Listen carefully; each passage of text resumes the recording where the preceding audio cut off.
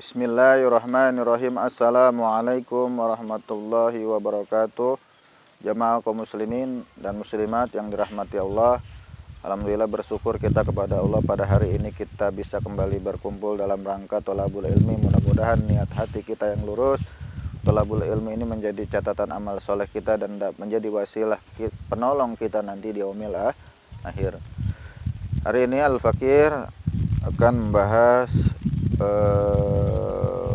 tema terkait bolehkah kita sholat sunnah rawatib di rumah.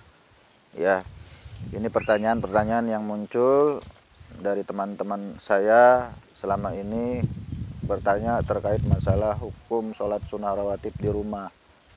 Ya, faktanya memang saat ini banyak orang melihat ketika kita melaksanakan sholat sunnah rawatib itu di masjid.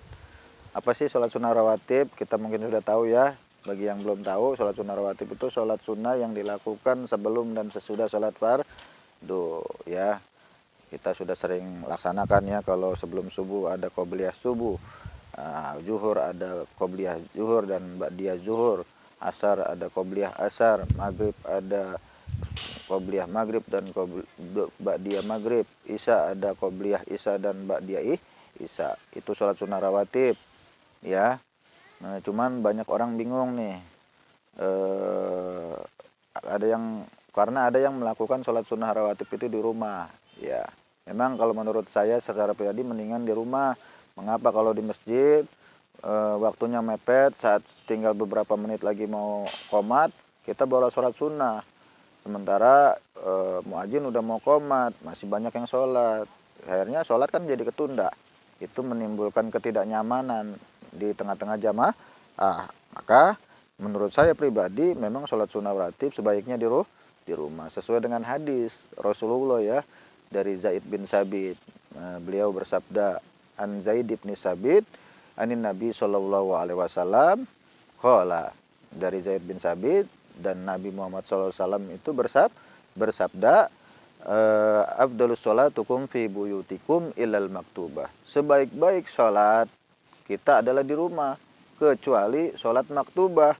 Sholat yang udah ditetapkan harus di masjid, diisyaratkan di masjid, seperti sholat fardu dan sholat tahiyatul masjid.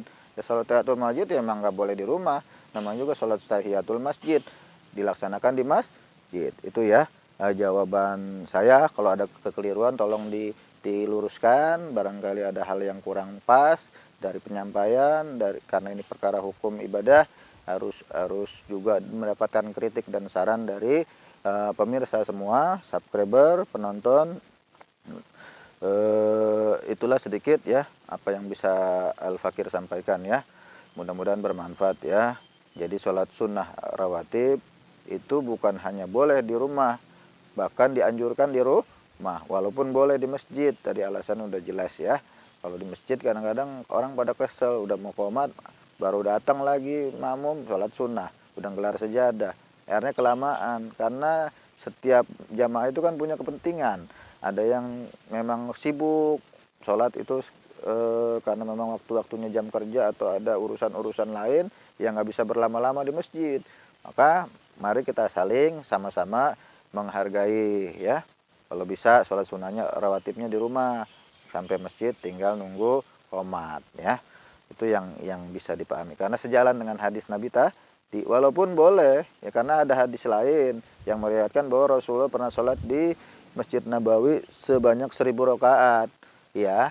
Hanya saja itu dilakukan mungkin pada saat-saat di luar sholat fardu, artinya sholat yang memang sendiri ya, dilakukan sendiri di masjid dan tidak mengganggu aktivitas jamaah yang lain ya.